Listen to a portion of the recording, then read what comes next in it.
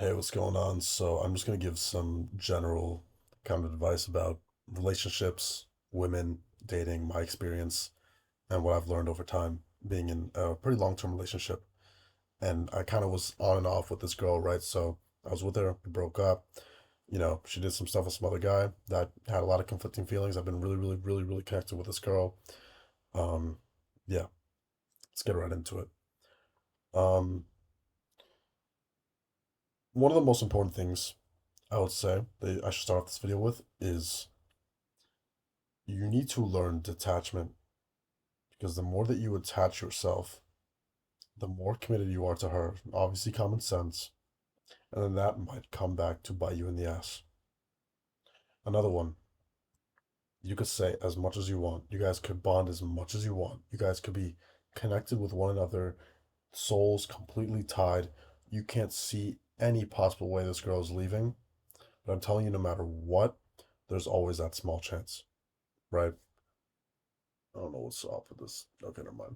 There's always that small chance. So be ready for that. No, I'm not saying you should always have this brain, this mindset where it's freaking doomsday. You're always like suspecting that she's doing something behind your back or whatever. All that's gonna make you crazy. Looking at her Instagram 24/7, looking at her how many followers she goes up from the day to tomorrow, looking at all the dudes that she ended up following or whatever, looking at what she's listening to on Spotify, looking at her private store if you were unadded from her private store, that's just gonna make you freaking nuts. And not only that, it's not going to allow you to focus on your business, which is actually going to give you a return on your investment and will make her more attracted to you if you own your own business and have enough money compared to all these other dudes who are wasting their time going to stupid ass parties and drinking, right? That's going to be your number one. It is true that typical manosphere advice where you got to focus on your mission. Your mission, which is most likely just providing for your family, I'd say that's a very good mission to have as a man, is should always be your number one. Because if that falls down, everything goes to shit, right?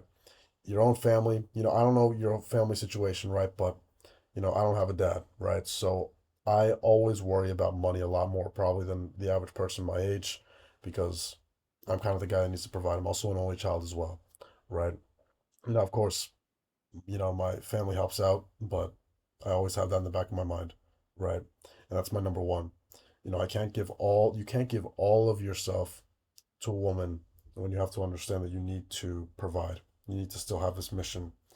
And let's say you're well off, right? Let's say you have enough money or whatever.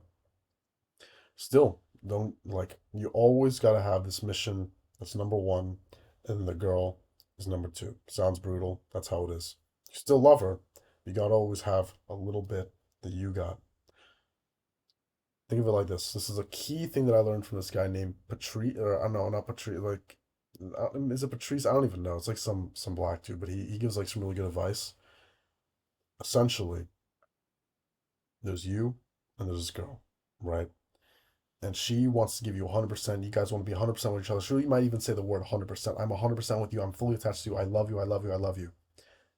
That is wonderful, right? And I want you to give your love to her, but always keep 1% for yourself. You can give her 99%. If you really, really know this is the woman, right? Give her 99. But that 1%, you got to save for yourself. You got to detach a little bit. A little bit. The only person, if you really want to get attached to someone, if you're really looking for love, get a dog, man. Because everything else, look, think of stocks, right? Think of like the stock market. Think of a company, right?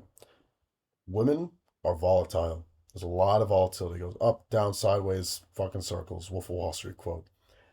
It's not stable. Nothing will ever be. It will never be stable. I'm not saying this is just for women. Guys are the same way, right? But in relationships, it's never always 100% stable. Even if you think a relationship is stable, dude, people's emotions are crazy. I'm a pretty disciplined guy. I built a bunch of muscle in the gym. I'm a pretty motivated guy. I'm a pretty smart guy. And my emotions become all over the place, right?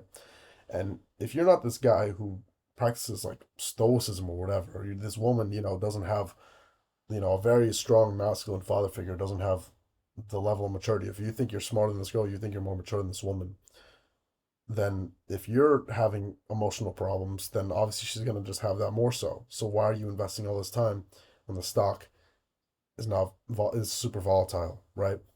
You want to put your investment into things that are straightforward. If I put more effort into this, the income will go higher and higher. If I put more effort into this, there will be more and more return on this investment. Yes, love is important, but you need to also need to see love as a business as well. Sounds harsh, but that's the way I roll. Yeah, looks are hugely important. Now, looks aren't everything. Looks, again, will open the doors to different kind of women for you. And if you're sending a cold DM, if you have a really strong interest in this girl, guess what? Looks are going to be the thing that opens her, that makes her open the DM that you sent her. This is going to set you up for that first date, that second date. Girls will not even look at you if you have that face that's like, and you look suspicious, right? Or you look bad or whatever. But dating, no, personality matters a lot for sure. Personality is your looks. Okay, that's a separate topic. No, personality matters a lot. Who you are, leverage what you have, leverage, leverage, leverage. There's two more things I want to say. The one who wins in the relationship, unfortunately, most of the time, is the one who cares a bit less about it, because there's always one person who cares slightly more in the relationship, or very much more. It doesn't matter. And two, okay, three things. Two is like I think I just said I'm like a moron right now. Leverage, right? Leverage is huge. What assets do you have? Whether it be who you are as a person, which is obviously an asset. That's leverage, right? If you're kind, if you're sweet, if you're loving, if you're mature, if you're masculine, if you're intelligent, if you're competent, if you know what decisions to make, if you're responsible, if you take the lead. All those things are huge assets. So it doesn't matter. So when you see these guys who are like dead broke or whatever, and they pull like really attractive women. You're like, how is that possible? That's so stupid. Obviously, it could be these personality traits, which are assets, and your looks are just one asset out of the freaking 40 that you can have, right? And looks, I wouldn't even say are a majority anymore, to be honest, after getting older. Still matter for sure. Um, and what gives you the most leverage out of anything? It's gonna be, or no, okay, like obviously like money, right? Women always want that security. Now, they don't really love money. It's not just they're obsessed with money. They probably don't even care that much about money. If you ever talk to a woman about financial stuff, money in general, obviously some will be interested, but more than likely they're like, oh, they usually don't find it that interesting, right? But they want security, right? It's in their DNA. They want their children to be safe. Don't complain that they want a guy who's more stable, who has their finances all checked out compared to the guy who's all over the place, right? And obviously, there's other ways you could compensate, right? Like with other assets, that's going to be hugely important. Number two, you're mature, you're competent, and you're a man, pretty much. And if you don't know what a man is, just look at masculine figures. But oh my God, no, okay, that's not the best advice. There's a lot of guys in this on YouTube who like act like they're men, but like who is actually like Hamza, for example. He acts like he's like the man. I would say he's actually the direct opposite of a man, or not the direct opposite, but I would not say he's a man, right? Or I would say like a lot of people are like Tate as a man. I think he has a lot of masculine qualities, but overall he comes off as very uh, insecure, and he lashes out and makes a lot of emotional outbursts, kind of like a woman, right? Um, there's a lot of masculine figures that are not coming to my mind right now, but I guess one that comes to my mind, maybe like I know he's like an actor, but like Le Chiffre in Casino Royale. It's pretty interesting. Um, I would say like Rhett Butler from Gone with the Wind. And those are just like bad examples because they all also done like bad stuff, right? So look at qualities that Jesus has. Look at qualities that maybe Joel Miller from The Last of Us is a good example. Let me think of like real people. Maybe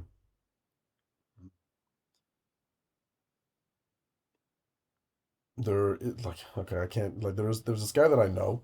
He was my coach in middle school. And this guy is very, very mature. He would always help us out with everything. He would take all the kids out to eat. He would always say positive things. He would always motivate us. He would never say anything bad. He was always mature and he never complained. He always just kept it silent and he always dealt with it and always fixed the problems, dealt with it like a man, right? And always tried to do the right thing. Those are strong masculine qualities, right? And one more thing, a woman's gonna stay loyal to you if she knows that other women are attracted to you So she knows that you're talking to other, like not talking to other women, not cheating on her, but there's other women that talk to you that show interest in you that she has seen. Maybe her friends like you, maybe other girls talk to you at work. That makes her super jealous. And I'm not telling you to cheat on her, but I'm saying that really spikes and makes her realize, okay, I don't want to lose this guy. And so if her friends approve and if her family approves and all this stuff. And number two, if when shit hits the fan and you give her all the chances that she has, are you gonna stay with her? Or when she finally draws that line, are you gonna leave? And if she knows that you can leave, that's huge. There was one time where I gave this girl a second chance, right? She did some bad shit, but I also did some bad shit, right? So it was kind of mutual, right? And we started talking again, and she would say she loves me, all this stuff. And then like, um, I don't know how other guys would react, but this is how I reacted. We were in like a talking stage again for like a month after being broken up, and she was saying all this stuff like, "I love you, I want to get back with you, I want to marry you again. I'm sorry for everything that happened." I said, "I'm sorry too. I did some bad shit." And then this apparently this guy, she didn't tell me, but I went through like it was like a whole thing. I went through the text messages after, but she didn't do anything with the guy, right? But some guy, I think I'll just say I don't care. Some dude made out with her, or I don't know how long it was. She said it was only for like 10 seconds. You never know with these girls, right? Could be lying. Um, she promises to God on everything, and she is religious that there was no cheating, no intercourse, nothing like that. But she kissed this dude, right? And I was like, okay, cool. And I asked her like, did you have sex with anyone? She said no. Did you do anything like that? No. Did someone kiss you? And she said like, I gotta kiss my lips. And I said, okay, I wish you luck, and just removed on everything. And I'm telling you, right after that, like a day went by, 2 days went by. The third day, she called me like 40 times. She called me on like her unknown, like I know I removed her and blocked her. She found her old phone. She texted me from her iPad on Discord. She found all this shit. She got a bunch of her friends to text me, all this stuff, right? And that's because I knew I had to walk away.